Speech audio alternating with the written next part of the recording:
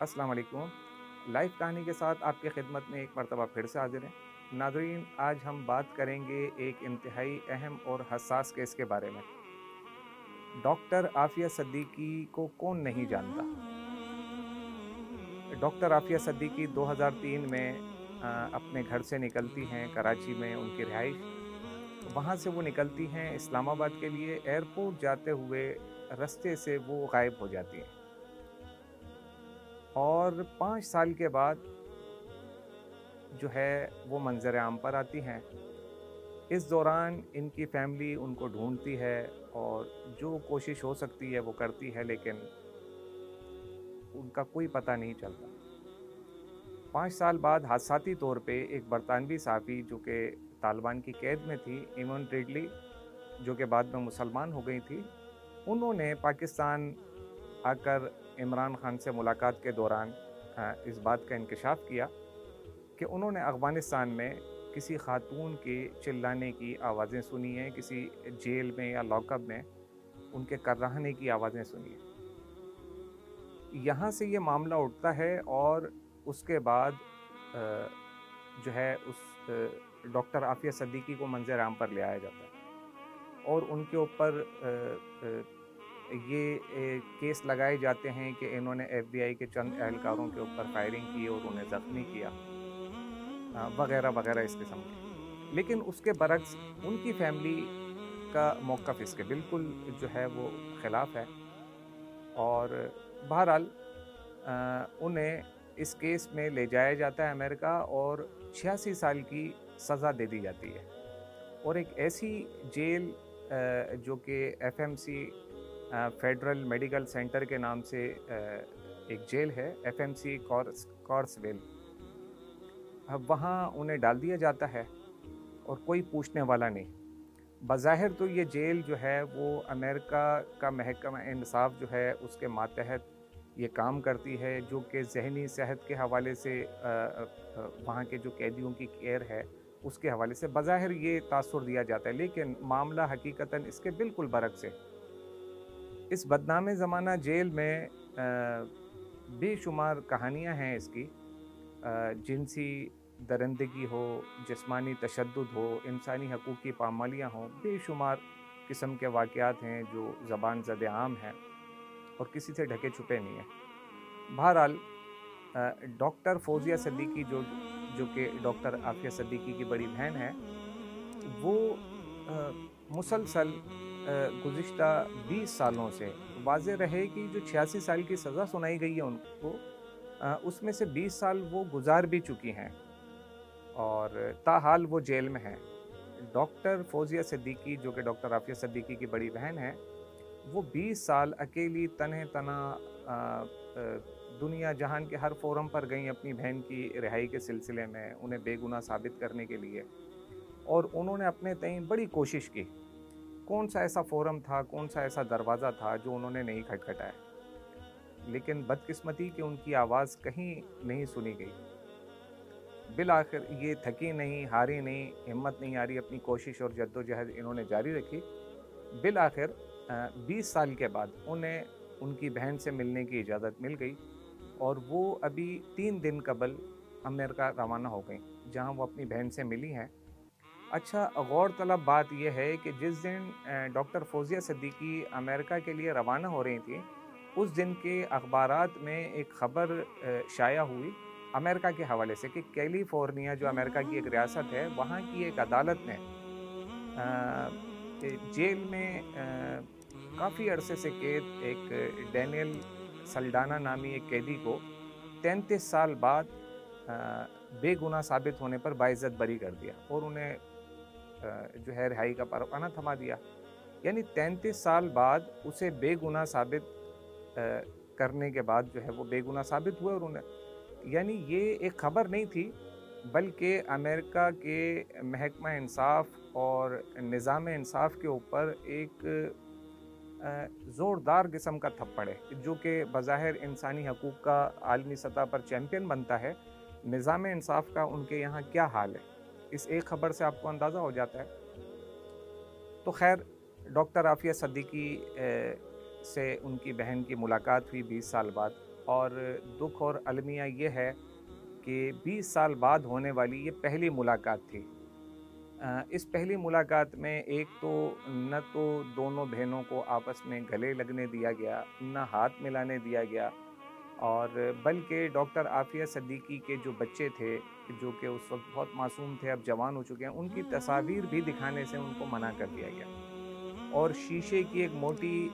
دیوار حائل کر کے درمیان میں ان کی ملاقات کرائی گئی، جو کہ بے انتہا ناانصافی اور انتہائی بے حسی کا ثبوت ہے۔ بہرحال اس ملاقات میں ان پر ہونے والی اذیتوں کی انہوں نے اپنی پوری وہ رودات سنائی اپنی بہن کو، اور اس دوران وہ بار بار یہ کہتی رہیں کہ مجھے امی اور بچے بہت یاد آتے ہیں۔ اچھا، یہ بھی آپ کو بتاتے چلیں کہ ڈاکٹر عافیہ صدیقی کی والدہ کا انتقال ہو چکا ہے، ابھی حال ہی میں ان کا انتقال ہوا ہے، جبکہ انہیں ابھی تک اس واقعے سے، ان کی والدہ کی وفات سے لا علم رکھا گیا ہے۔ بہرحال آپ سے دوسرا میں یہ کہنا چاہتا ہوں، اچھا دوسری غور طلب بات یہ ہے کہ ڈاکٹر عافیہ صدیقی کے لیے ایک مشہور کتاب کی مصنفہ، مشہور کتاب جو کہ ان دی ہینڈ آف طالبان کی مصنفہ ہیں ایون ریڈلی، جن کا میں نے ذکر کیا ہے، برطانوی صحافی بھی ہیں، انہوں نے عالمی فورم پر بڑی آواز اٹھائی ڈاکٹر عافیہ صدیقی کے لیے۔ اس کے علاوہ جو انسانی حقوق کمیشن کی طرف سے، ہیومن رائٹس کی طرف سے، جو ڈاکٹر عافیہ صدیقی کے وکیل ہیں کلائیو اسمتھ، وہ بھی اس کیس میں پیش رہے۔ یعنی ایک ڈوب مرنے کا مقام ہے کہ برطانوی صحافی ایون ریڈلی، میں معذرت چاہتا ہوں، وہ چونکہ اب مسلمان ہو چکی ہیں لیکن ان کا مشہور نام ایون کے نام سے ہی لوگ جانتے ہیں، اب وہ رڈلے مریم کے نام سے۔ تو رڈلے مریم اور کلائیو اسمتھ جو ڈاکٹر عافیہ کے وکیل ہیں، وہ تو ہر معاملے میں قدم بقدم وہ پیش رہتے ہیں اور اپنی تگ و دو انہوں نے جاری رکھی، لیکن ہمارے حکمرانوں کو حیا تک نہیں آئی۔ تو بڑا دکھ اور تکلیف کی بات ہے، اور لیکن اس کے اندر ایک خوش آئند پہلو یہ ہے اس پورے واقعے کا کہ ڈاکٹر عافیہ صدیقی جو اس وقت امریکن دورے پر ہیں، اپنی بہن سے جو ملنے گئی ہیں، ان کی اور ڈاکٹر فوزیہ صدیقی اور ان کے ڈاکٹر عافیہ صدیقی کے جو وکیل ہیں، ان کی خصوصی دعوت پر سینیٹر مشتاق احمد خان صاحب، ایک معروف نام ہے پاکستان کا، ان کی خصوصی دعوت پہ وہ بھی ان کے ساتھ گئے۔ اچھا، واضح رہے کہ سینیٹر مشتاق احمد خان صاحب جو ہیں وہ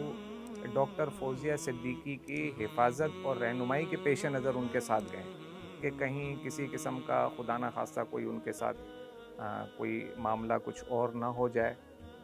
بہرحال اللہ پاک ان تمام احباب کو خیر و عافیت کے ساتھ رکھے، اور بڑا اہم موقع ہے، 20 سال کے بعد یہ کامیابی ملی، ایک بہت بڑی اچیومنٹ ہے کہ ان کی کم از کم ملاقات کی سبیل نکلی، ایک میل جول کے راستے کھلے۔ اب ایسے میں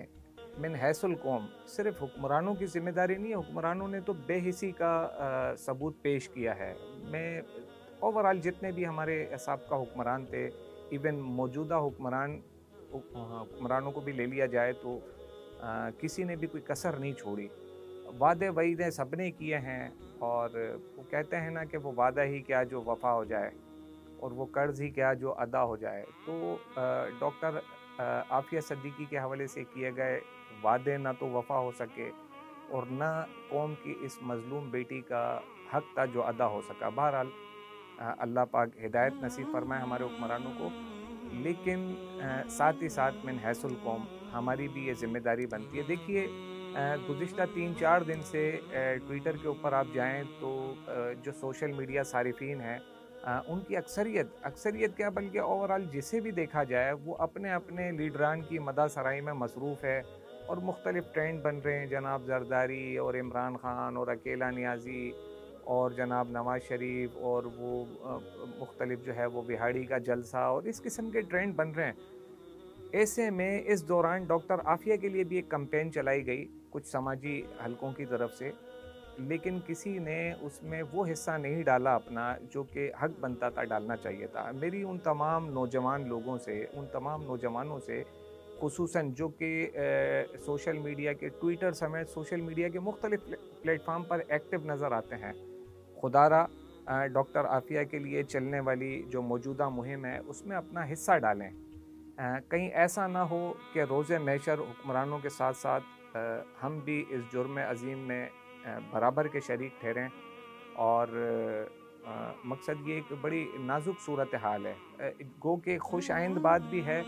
کہ ایک طویل عرصے کے بعد جو ہے ڈاکٹر فوزیہ صدیقی کو ان کی بہن سے ملنے کی اجازت ملی ہے۔ حالانکہ ملاقات اس طریقے سے نہ ہو سکی، اگر ایسی ہی ملاقات کرنی تھی، بیچ میں شیشہ ہی رکھنا تھا، تو پھر تو یہ فون یعنی یہ ملاقات آپ ویڈیو کال کے اوپر بھی کروا سکتے تھے۔ لیکن بہرحال چلیں، کچھ نہ ہونے سے ہونا بہتر ہے، اور اس سارے معاملے میں ڈاکٹر فوزیہ اور جو ہے وہ بڑی پر امید نظر آتی ہیں۔ میں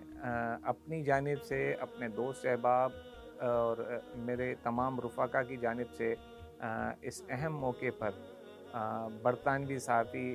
رڈلے مریم، خصوصاً